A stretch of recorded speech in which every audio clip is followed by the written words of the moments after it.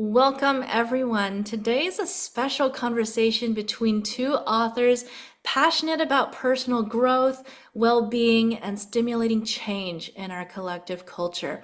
I'm Joyce Valencia, author of Play Large at Life, How to Turn Your Failure into Success, and I'm thrilled to be joined by Dean Kenneth Jackson, author of the book on healthy living, 11 Fundamental Ways to Create a Balanced and Fulfilling Life.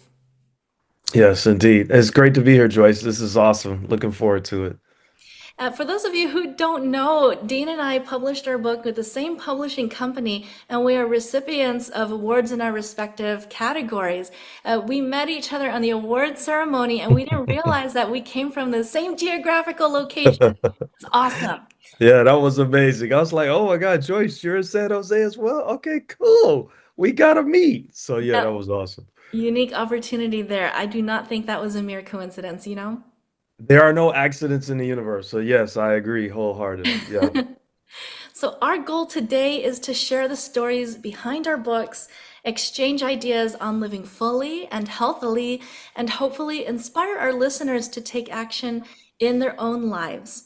And so, Dean, I'm going to give a 1 minute summary review of my book, and then afterward, you can follow with yours, all right? Okay, awesome. Okay, so Play Large at Life. Here's my book. How to Turn Your Failure into Success invites you on a journey of personal and spiritual growth, offering insights that help shift your mindset from ego-centered to love-centered. And it's inspired by a lifetime of journaling and self-reflection. This book is not so much a traditional guide to success, but rather it is a mosaic of ideas that elevate your life's vibrations. It reveals how life's failures, when broken down to their core, they become building blocks for wisdom and resilience. So, Play Large at Life teaches you to move through your failures, not just past them, so you can set up your setbacks to be your comebacks in life. Awesome. That is awesome. Awesome. Very cool. Yes. So thank you, Joyce. Well, my book is the book on healthy living, 11 fundamental ways to create a balanced and fulfilling life.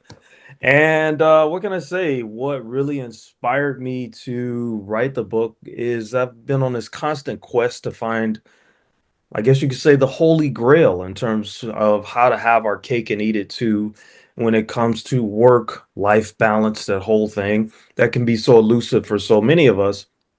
And at the same time, I'm like, I know it's possible.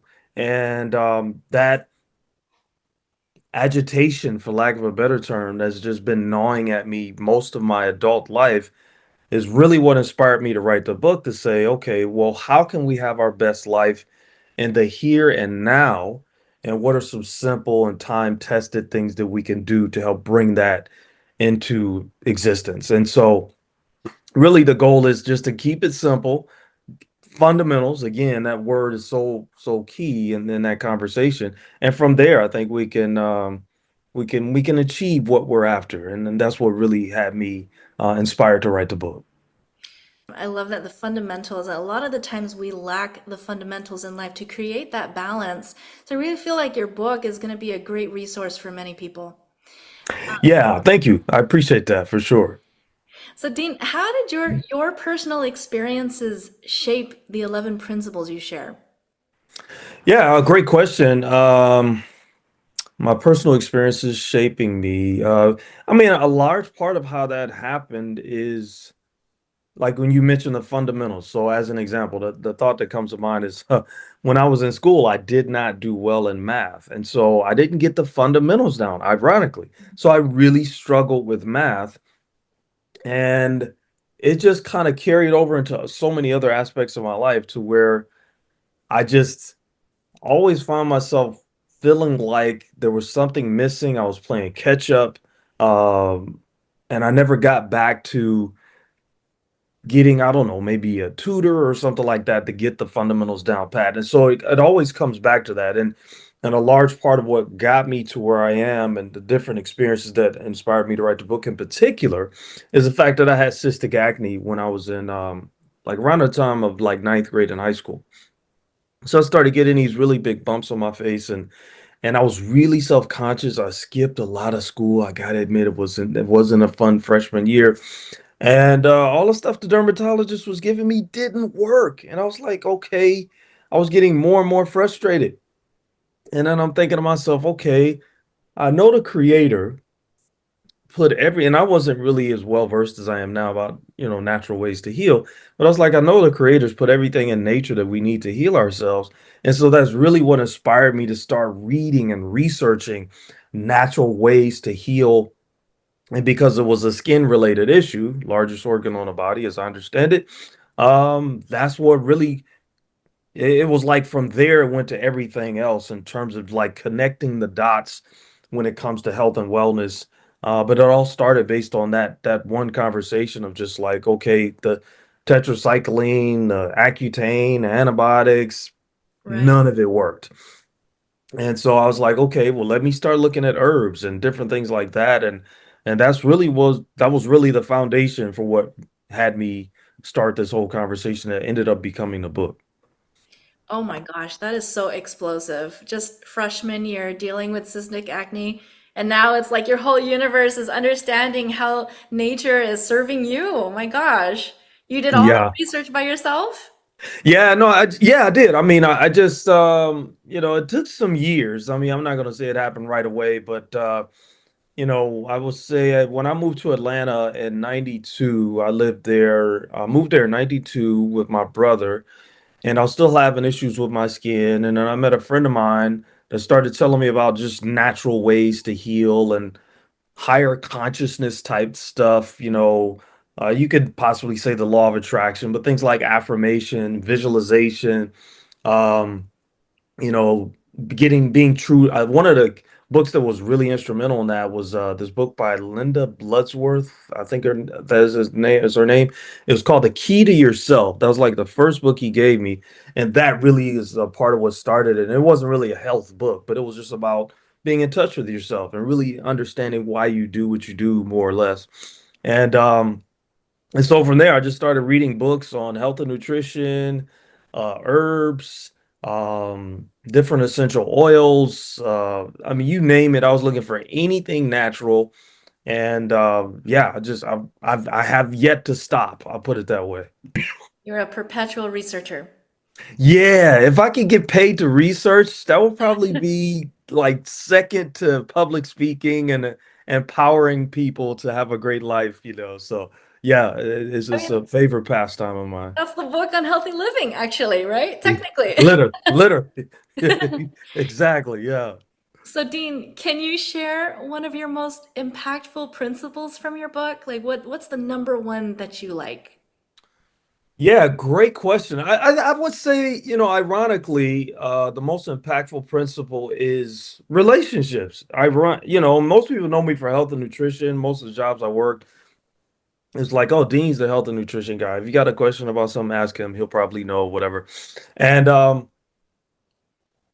that's not really it. To me, it's about our relationships. Mm, And in particular, we could say, and I'm to be more specific, I would say intimate relationships. So those relationships to me define our existence in a lot of ways. They can make us or break us. right. And if we're in a healthy relationship, as I have it, we're going to be a lot more likely to take care of ourselves when it comes to our health and wellness. We're probably going to be a lot more likely to be motivated to take care of our finances because, especially for men, typically men, we want to be in that role of protector and provider Mhm. and be empowered in that conversation. So to me, those good endorphins that come from healthy relationships to me is like the foundation for health because you can know all the stuff in the world about what to do, what to eat. None of that matters if you don't feel fulfillment on an internal level. And I Mhm. think a lot of times that comes from our intimate relationships. It could be even our family relationships or friends or whatever, but in particular, I would say our intimate relationships have a great amount to do with that. That would be one of my biggest takeaways from the book in terms of what I would communicate to folks is to choose wisely and to really just have a relationship with something greater than yourself, whether you call it God, spirit, the universe, whatever, to help you gravitate or move into relationships that are going to be healthier and more balanced and leading into other areas of your life. Awesome. So the book on healthy living is not just about holistic care for yourself, but it's also relational to everyone around you. It's you're interconnected with everyone then. Exactly. It is. I make reference to this one movie, like Water for Chocolate, and I know I that. won't give. Yeah. Yeah, I won't give it away, but it was like she was so wanting to marry this guy, and the mom forbid the Uh-huh. relationship. And the dude really cared about and loved her, and they really wanted to be together. And she cooked with so much love. But at the same time, when mom said you can't be with him, you're going to be my caretaker for the rest of your life, or whatever, it was just like she was so disempowered that when she made the meal for her sister and the guy that Uh, wanted to be with her, everybody was depressed and sad. Now, it was an embellishment, right. but it still kind of speaks to how important love and connection is.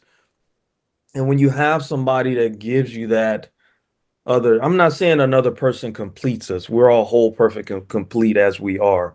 Mhm. And it helps to have somebody else that really gets you and you can just be each other's complement and help meet and that kind of thing. So yeah, um, and I don't know if that answers the question, but that was just Yeah, yeah. what showed up for me right there That's a to great share. reference. I haven't read that book in a long time, but I know exactly what you're saying. I think Yeah, that relationships are electric, right? And yeah, there's that with us, but it's electric with other people. And the more the merrier, even. exactly. Cool. So, what do you think holds people back from living a balanced life? Yeah, wow. I think a lot of times what holds people back from living a balanced life is that we've been so programmed and inundated, indoctrinated, you might even say, into being good workers. And I'm not against a job, don't get me wrong. If you find work that's fulfilling for you, if you find work that you love and you want to make a career out of it, beautiful. And at the same time, if you have a yearning in you to do something greater, to be something greater, to start a business, to Mhm. travel the world, to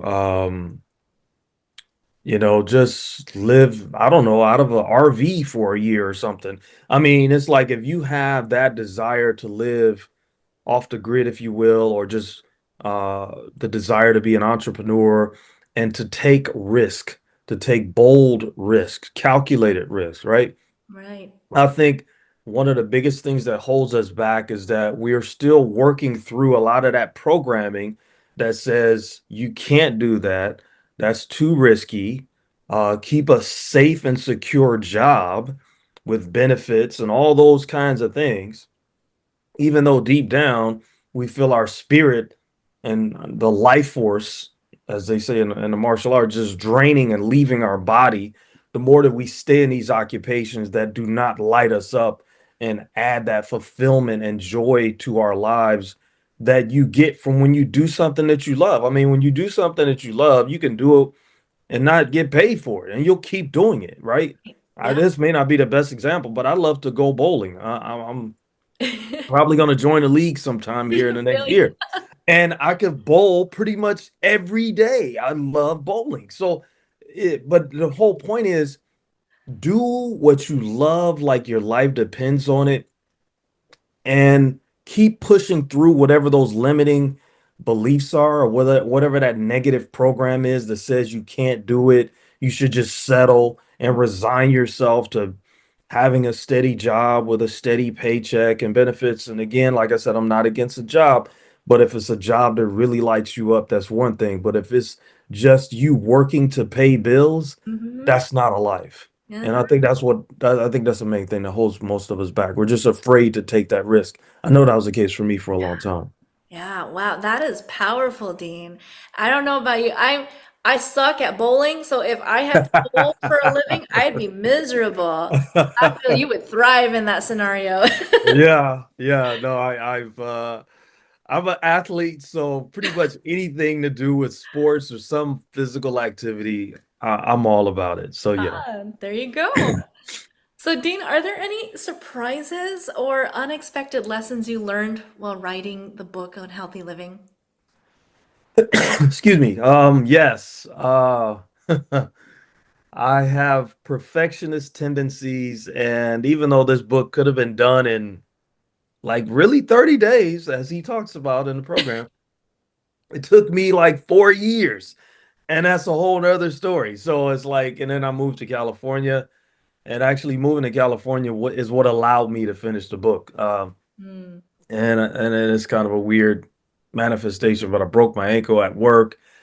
And because I was laid up, I had the time to actually just focus on the book and finally finish it because it was just taking so long. But yeah, it's been an adventure, but that is probably the biggest thing I guess I would say that I've discovered from this process is to trust the process. Don't try to reinvent the wheel. And Yes. I've had a tendency of trying to do that with almost everything, Hmm. making things hard that weren't hard. This is a very simple process, and I made it hard, and it wasn't necessary. And again, going back to that whole subconscious programming thing, I think that's a large part of what has been there for me, going back to like childhood and wherever that came from, Hmm. is to make it way more dramatic than it needed to be. So that was the biggest takeaway is just to give up trying to control everything and just be with it Hmm. and flow and trust, and it all works out. Yeah. Yeah. Wow. That's awesome. That's a perfectionist in you. Yeah, yeah. I don't know how many people listening to this are into astrology, but I have a lot of Virgo in my chart. So Uh-huh. Virgos tend to be very perfectionistic, and There you go. God bless Virgos. I'll put it that way. Even though I'm not a Virgo, but that's a whole nother story. Oh, and there's something to be said about surrendering, huh? It's easier said than done, right? Oh, yeah. But For some sure. people take 20 years to write a book. Yeah. Interesting. 4 years? You said 4 years, right? Yeah. Yeah. Yeah. Good though. You did it. You made it. It doesn't matter the time. Right, exactly. Yeah, that is really the biggest takeaway is that I guess in a lot of ways is that as long as you're continuing to take the action, even if it takes you maybe a little longer to get there, um, and everybody's on a different time frame. So what I might think is a long time might be nothing. Like you mentioned, you might have somebody that takes 10, 20 years to write a book, which Yep. is I've heard of, that kind of thing happen Mhm. because life happens, right? And when life happens, at times we end up putting things on the back burner that we really want to tend to, but then we're like, well, I got to deal with this family situation or, something along those lines. So yeah. Yeah. Well, it's, healthy living. I have a very hectic, stressful lifestyle, and I'm wondering if I could pick your brain, Dean. What's your advice for staying consistent with healthy habits? Yeah, no, great question.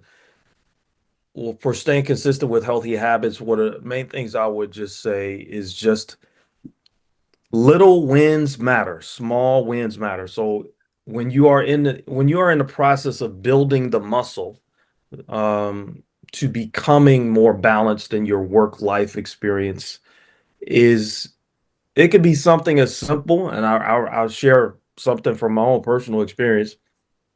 Last night, I had some studying to do and I wasn't really feeling that great about it, but I was like, okay, did you make your lunch for tomorrow so you don't end up spending money that you don't want to spend eating out at places that you don't really trust in terms of what they put in the food? And so I was like, okay, no, I haven't. So let me go downstairs. And I had already had the food prepared, but I was just lazy and I was gonna just wait until the last minute and try to do it in the morning. And that almost never happens when I do that because I'm usually rushing, I hate to say it, sometimes to get out the house to get to work. Mm. So I went downstairs and I prepared my lunch for the day that is today. I prepared the drink that I start my day off with, uh, lemon water, apple cider vinegar, whatever. It's simple stuff. But I would just say take little bite-sized pieces of what you can Mm.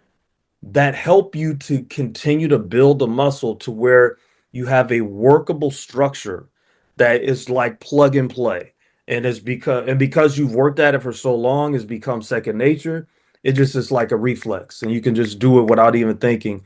And your life just has a much better flow to it. You have your own personal algorithm, if that's what I want to say, that just works for you so well to where your life is just more fulfilling because you're not stressing about some of these other things that can end up taking us out and having us not be accomplished on some of those little small details. Because as the saying goes, the devil's in the details. I love that habit forming techniques. So Yeah. I love how mindset is such a significant part in the message that you're trying to send for today's interview here. And it relates so much to my book. But one thing is, if someone is feeling overwhelmed or feeling Mm, unbalanced, yeah. what's the first step they should take? Yeah. A lot of times I would say, and this is again a process of searching yourself and giving up the need to, because I mean, we have so much in front of us, like when it comes to computers, and we Right. can get that dopamine hit like that from social media and all. Just put it aside. I mean, like today, I came home from work and the last hour or so was kind of stressful. So it kind of took me out. And I was like, okay, I'm not calling anybody. I'm not doing anything along those lines. As soon as I get home, I'm going to take 30 minutes to decompress. And I know that's not foreign to a lot of us, but take some time to decompress, collect your thoughts, sit in quiet, meditate if you need to. That's one of the best and most foundational principles that any of us can ever. And I need to get back to being more consistent with my meditation, but I notice that when I do meditate, I'm just like unflappable most of the time. I'm more grounded. Things of the world, stuff I might see that's going on around me doesn't trigger me. And so I think it's just something as simple as that. And and if you can, I mean, little breaks away from your routine are vital.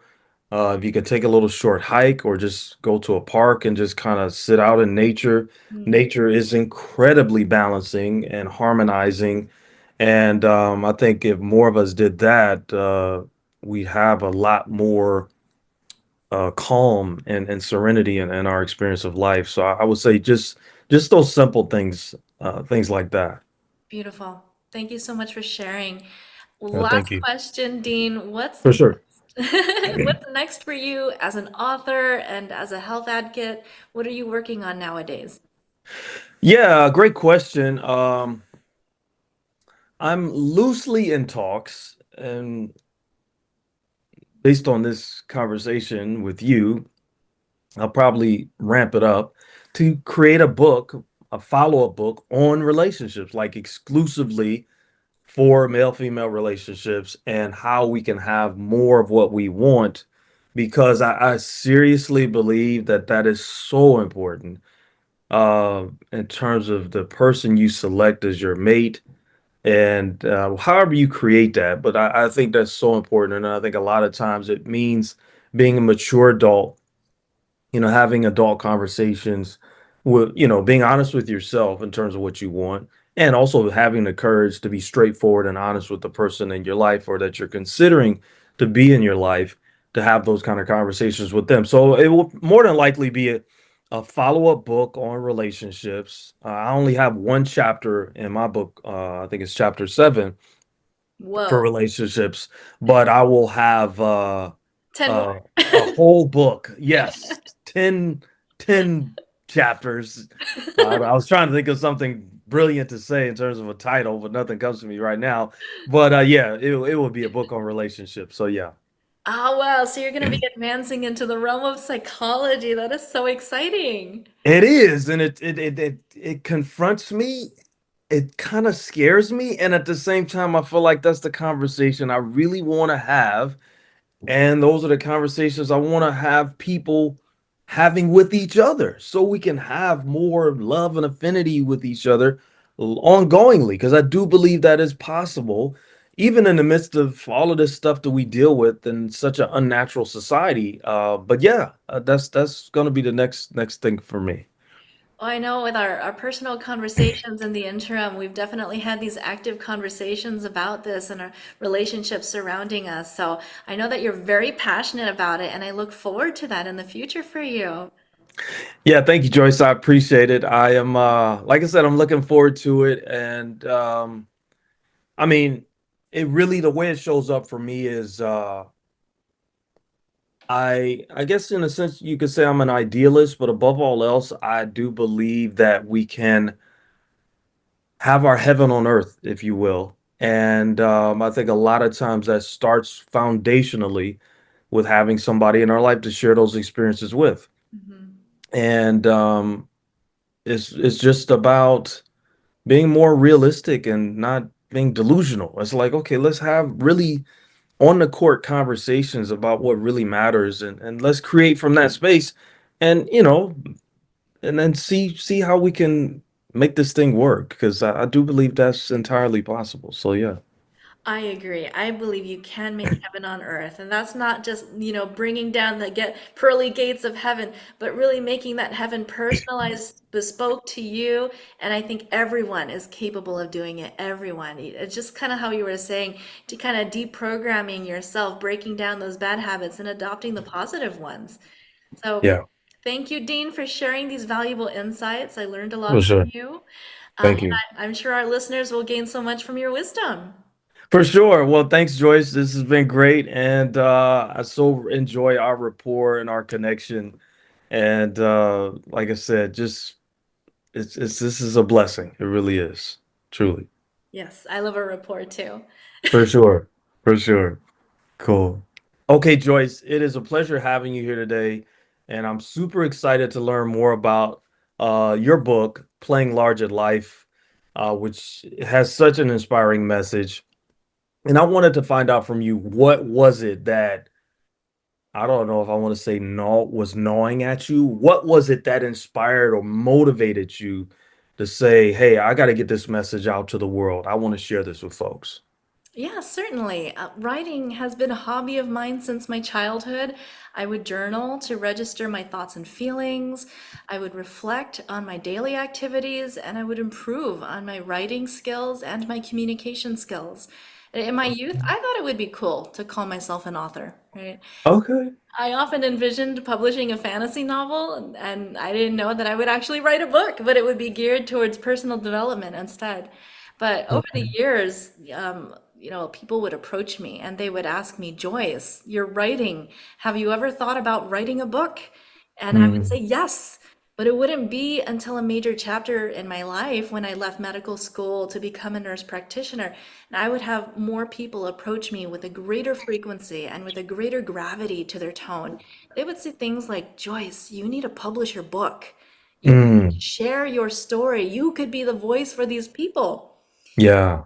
I already had the intention to write the book, but it was ultimately these voices that really ignited that capacity for me to manifest this book. And I really couldn't do it without them. And those people I'm forever grateful for. And it is Yeah. a unique population that I'm addressing too. I think, Yeah. can we just get beyond like the Western healthcare industry is broken in so many ways, right? We can all agree on that. Totally. But there's so many aspiring doctors and nurses who often view their lives as a form of self-sacrifice. Mm, There's so wow. much of your well-being that you can't just go out and have fun like the rest of your friends and family members because you're on survival mode, especially for the formative years of your education. And they are worried not just about their drive and diligence to achieve A's in school, but to also be competent and to be able Mm, to apply that knowledge to form a diagnosis or to save a life. There's mm, so much wow. responsibility in their hands that I Yeah. feel like the general population doesn't readily understand, you know? Wow. Wow, you said a mouthful right there. I mean, you said so much that I connect with and relate to.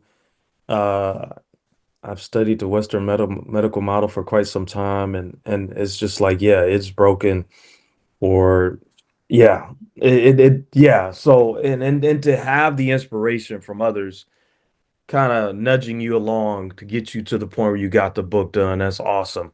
I had another question for you. And you've had a fascinating journey as an endocrine nurse practitioner and a spiritual coach. How do those experiences in particular influence your writing style or just your writing in general? Yes, so the nursing philosophy, in order to care for someone, to care for your patient, it means to embrace mind, body, and spirit. Not Mm, just for the patient, but also for yourself. And that's holistic care. So you kind of have to tease out the keywords there. It's not just about the patient, it's about you as well. But in our current industry, it's very difficult for nurses to fully embrace that when they have to take care of 4 or 5 patients at a time, and sometimes more than that. And this mm, is, ultimately what attracted me to the nursing field rather than the medical field. I just want to add a disclaimer that there are absolutely amazing doctors who are demonstrating these qualities, this mentality, sometimes better than a naturopathic doctor or a functional doctor. I feel like sometimes people will generalize a profession, and stereotype them rather than looking at the individual for who they are and their capabilities. yeah. But this mentality, it's not because I am a nurse, but rather it's because I've been in alignment with it, and that's what attracted me to the nursing philosophy. I'm Mm, right with the ideals of holistic self-care, and you can hire a personal trainer to help you lose weight, and that's going to be good for you for all kinds of reasons. But in my spiritual coaching, we ask, what does this do to your mental health? What does it do to your emotional health? And a more elusive topic is, what does it do to your spiritual health?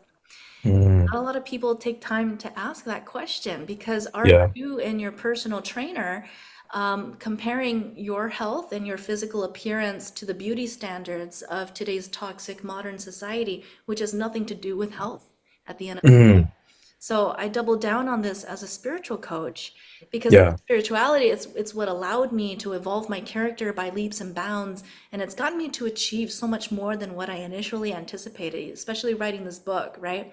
But Yeah. it's inherently through my own chakra healing journey that I have come to understand how the endocrine system, the hormone system, and the chakra system relate to our not just physical health, obviously, but also to our spirituality.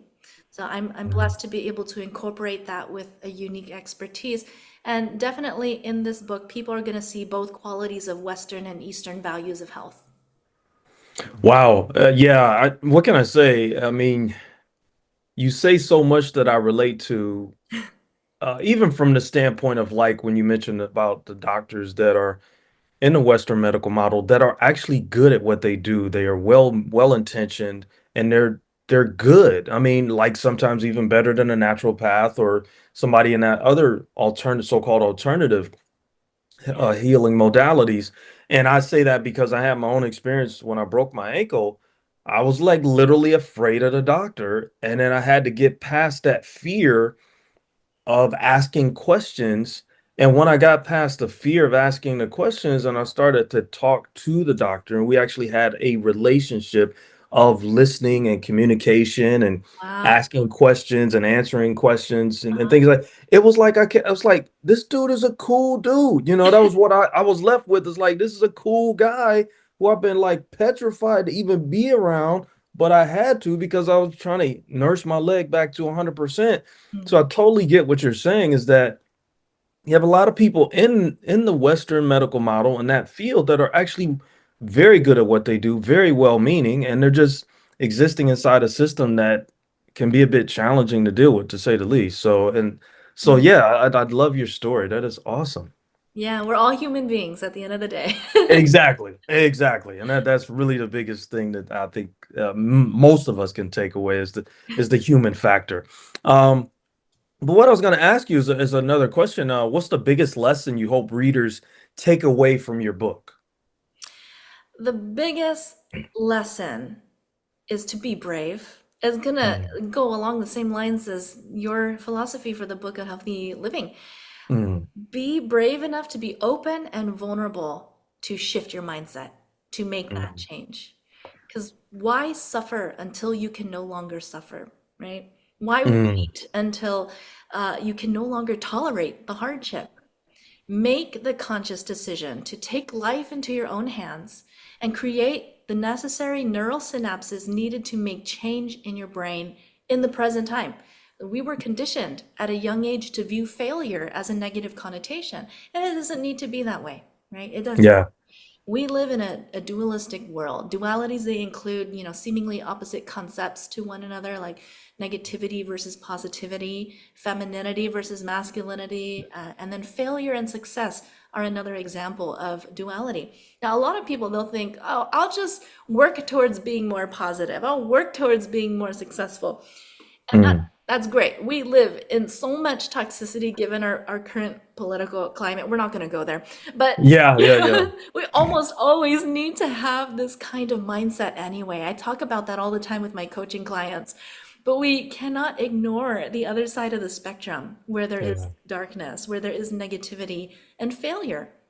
They are still very much a part of our reality and they still exist. And so looking the other way, I mean that's called ignorance, right? Yeah, yeah, But there is light, darkness tends to follow, and vice versa, right? This is our mm, equilibrium, and there's this constant ebb and flow because we live in a state of chaos. So being able to get to a point of neutrality, that point in the middle where you can see equal value of failure and equal value of success. This is what allows you to get the best of both worlds and thrive. It helps you to be more resilient, it helps you learn exponentially faster and to be more happy and successful in life, right? So wow. the best time to plant a tree was 20 years ago.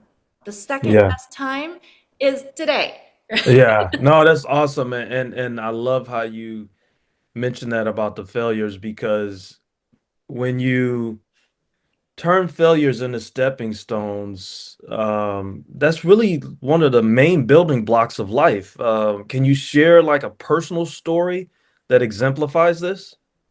Building, sorry, can you repeat that? Something happened to my audio. Yeah, no, I was saying that, you mentioned about failures in life and how that's just a part of our experience, right?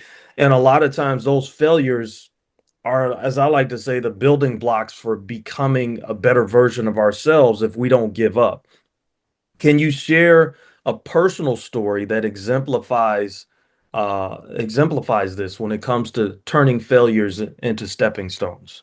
Yeah, I would say in my early 20s, I actually was accepted to medical school. I was pre-med. I got my science degree in undergrad, and that was my childhood dream to become Okay. a doctor. And I was conditioned at a young age to be a doctor.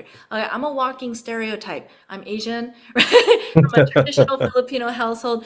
I was supposed to be a doctor. And it was a Okay. total fit. When I got there, I realized, Dean, I wasn't following my passion in life. I was Mm. bowling. I was bowling and I was not thriving. So, Oh my goodness. Yes. and to have like years of dedicating my life and my education thinking that I'm supposed to be a doctor, only to realize I'm not actually happy once I get there. That Mm. was the most mind-shattering moment, really a removal of my ego to take time and soul search after that. So I did make the conscious decision before it was too late, because at that time I was worrying about financial, student loans and stuff like that. Hmm. I had 6 months before my grace period before they would start hounding me to pay back my loans. And I Yeah. did this rapid dash into my spiritual journey to explore what does it mean? What is my calling in life? Yeah. Why am I lost or am I lost at all? And I Mm. realized if you shift your mindset, this is a great problem to have because all Mm. avenues have been opened up for me. And I Wow. got to choose whatever I wanted. That's awesome. That is awesome. Wow. Yeah, I could talk to you for a long time. I love everything you've touched on. It just there's so many different branches to the conversation and your answers that I could just go on and on, but I'm not going to do that. Now the other one of the other things I wanted to ask you is how does your spiritual coaching approach resonate with the readers of your book? So I know holistic, this is a big buzzword for today's interview, isn't it? Uh-huh. But it's not just like mind, body, and spirit. I'm borrowing expertise from different fields that I specialize in. So is the mind, body, and spirit from the nursing field, but also as an endocrinologist, the study of hormones in the body. And Okay. also as an authority in the chakra system, because I do psychic chakra readings for my Reiki clients and for my spiritual clients.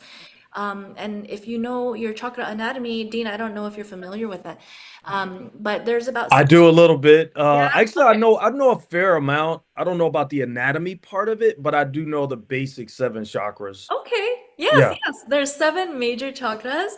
They say purportedly there's over 100 chakras, but those are the seven major ones that are most pertinent to our well-being in this lifetime. And the highest level chakra is the crown chakra, which sits on top of our head. This is the exactly. seat of our degree of spirituality, our relationship with God or with a higher power, whatever word you want to use there. Hmm. Hmm. It's also the seat of self-power, of wisdom, Mm. of intellect and intuition, the ability to take action. It Okay. takes these concepts from all the lower level chakras and it combines them all into one where you can now be in co-creation with God. Because before you're manifesting from a place of ego, which is low level energy. But when you are exuding this high frequency energy, now you're creating with God for God. It's not about you. Mm. It's not about you and your ego. It's not about your credentials, your material possessions, your money, your physical looks. It's about you and God. It's about Yeah. how you can manage, if you can manage, to get out of your own way, to step outside your ego and realize that the name of the game is to be able to create goodness for yourself and for the highest good of all. Yeah. Mm. Wow. Being of service Yeah. to others, that's what it takes to play large at life. Yeah. That definitely sounds like one of the things you would most want to work on and to have be a part of your practice to get because you said a key word there, and I use it all the time, co-creators. We Mm, are co-creators with the Most High, and when we are in alignment with that frequency, that mm. spirit, that energy called God, Creator, what have you, we can create magic and miracles in our lives and the Yes. communities that we're in and the people that we touch. So yeah, I love what I love what you're saying. I'll put it that way. Yes. Um, but no, one of the other things I was going to touch on is what is one actionable step readers can take to start turning failure into success today? One thing that I did back in my 20s when I failed out of medical school essentially Hmm. was this Japanese concept that strongly resonates with my philosophy in life. I didn't know that it existed actually. I had unknowingly adopted this in my 20s. But now that I know that this framework exists, I use it as a teaching tool for my coaching clients and for friends and family even. It's a Japanese concept called ikigai. Mm. You know that? Now I have not heard of that, so You heard of no. it? Yeah. Yeah, I'm not familiar with Okay. that one. It originates from Okinawa and it essentially translates to your life's purpose. You're gonna know it when you hear what it's all about. It means so much more than that because the Japanese language is so much more poetic and it evokes so much emotion. What it actually means is what gets you out of bed in the morning, what sparks Mm. joy in your heart. So in Yeah. my book, I encourage people to follow that spark because it leads to innovation, it leads to joy and to further success. But Ikigai is composed of four principles, four pillars. You got to do something that you're good at, Mm. got to do something that brings you joy, Okay. do something that the world needs, Mm. and then do something that you can be rewarded for. Okay. It's a So, phrase, so but you said you do something you're good at, yep, and then what was the second one? do something that brings you joy, Brings you joy. Okay. something that the world needs, Okay. as something you can be rewarded for. Ah, Yeah.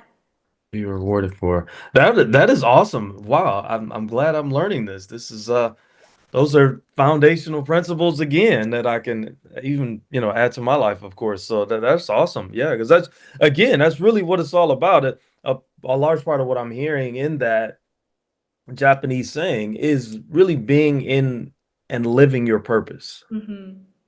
That's a part of what I hear in that. So that's awesome. Yeah. Um, One of the other things I was going to ask you, so how do you integrate the concepts of the chakra or chakra system and personal energy into everyday challenges? A lot of that is kind of what you were alluding to on your part of the interview, Dean, that it's mindset, right? Mm, Because you can have a negative mindset, you're going to have negative energy. Or you can have a positive mindset, you'll have positive energy. And if you carry yourself with that mentality, then you're going to basically, it's a self-fulfilling prophecy. So you're mm, gonna start your day and say, "This is the worst day ever. This is gonna be a terrible day at work." You're gonna go to the same place and work with the same people and have the same working attitude. You're gonna have a terrible day, right? That's yeah, energy. yeah, you put it in motion already just by the thoughts and the words that you speak along those lines. So yeah. All of that is a frequency of energy, and it's represented in each of your individual chakras. Not a lot of people understand that. So, what you Mm, can do though, and it does require people to have the willingness, right, to get out of that mindset, reprogram, as you had mentioned before, reconfigure their hardwiring so that they can have a more positive mindset. I yeah, get to go to work, right? Not a lot of people exactly. are employed, not a lot of people have money. You should be Right. grateful. Exactly. Exactly. No, I mean, even like on a day like today, which was a bit challenging toward the end, I every day at the end of my work day, and I'm starting to implement this even on my, days when I'm off, is to just express gratitude to the creator and just say, thank you for the conversation I had with a friend of mine today. Thank you for the fact that I took care of the members that I served today so well. So it really is the little things, and gratitude is a game changer. So yeah, that's I totally get what you're saying. Attitude of gratitude. Yep, exactly. Awesome. So for someone who feels stuck, what advice do you have for them to start playing larger in life? I would say it's going to be a lot of that stuff that we just discussed with Ikigai and changing Mm, mindset. But I would just encourage people to take time to explore that and reflect on it. I love writing. Writing is a huge hobby of mine, if I didn't emphasize that enough. But really take mm, time to write about it. yeah. I understand some people, it's not really their thing, but it can lead to a lot of accessing different parts of your mindset, your nervous system to come to this realization. When I was a kid, I was conditioned to believe I was a doctor. But when I failed in that endeavor, I could easily classify myself as a total failure in doing that, Mm, right? But by adopting this concept of ikigai, like mine, it's actually a phrase, right? It helps yeah. depict your character. It is not a label, it's not your profession or your identity. All that stuff is your ego. But my ikigai is to be able to help people on a highly specialized level, right? And so the mindset there that you twist around a little bit is, yeah, I could do that as a doctor, but in the present time, I'm fulfilling this 100% as a nurse practitioner, as an endocrinologist, as a Reiki practitioner, spiritual coach, and now as an award-winning author. Mm, So take time to wow. explore it. It's not easy, but it takes time. Yeah, no, that's awesome.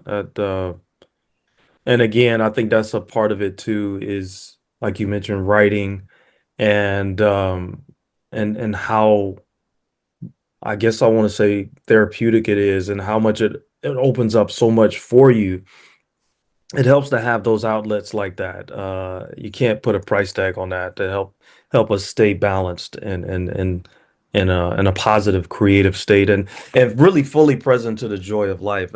That's a Yeah, part of what I hear from that. So yeah, that's amazing. that's a beautiful. Okay, so Joyce, I gotta ask you, what's next for you in career? Um, I would say career-wise or like in your writing journey. So what's next for you?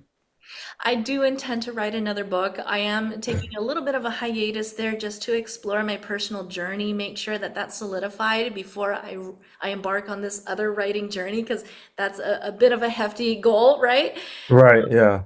I plan to write on my personal and spiritual journey and to explain the correlations between the endocrine system, with the chakra system. So I really want to flesh that out and to Okay.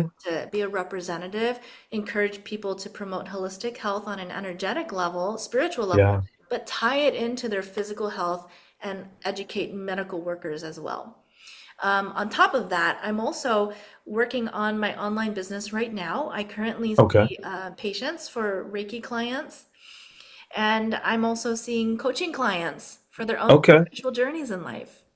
Okay. Okay. So I hear something revolutionary in what you shared about incorporating the chakra system with the endocrine system and really taking that out to the community, the medical community, and kind of being a trailblazer. That's kind of what I heard, or a catalyst for helping to maybe bridge the gap where maybe some in that field may not totally understand just how, I Mhm. guess I want to say, synergistic those two are to one another. That's awesome. And I'm also hearing you're working on your business, Reiki.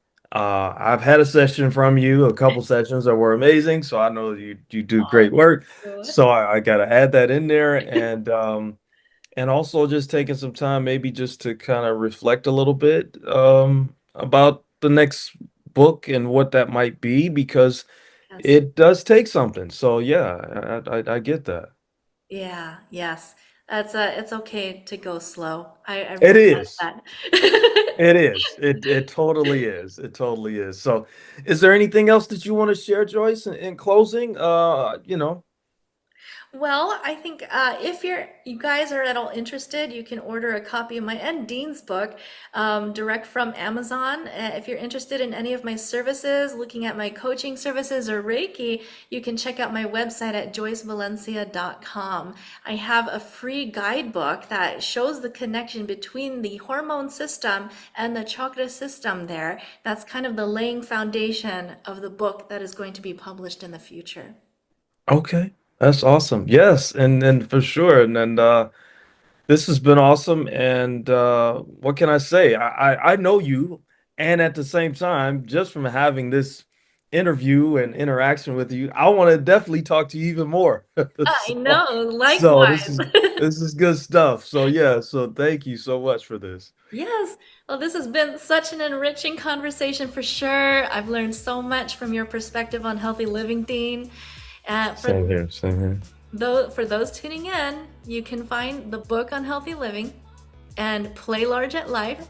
Let's show them our books, Dean. Yeah, for sure. This is what they look like. Exactly. Yes, this is them. Check them And out. We then have websites. yeah. And So the mine book is on the book on healthyliving.com. So yeah, there's that. And as Joyce said, they are on Amazon as well. So yeah, Buy a copy. good We stuff. hope you'll For explore sure. these books and take the step forward toward living large and healthy. Take care. Awesome. Take care, everybody.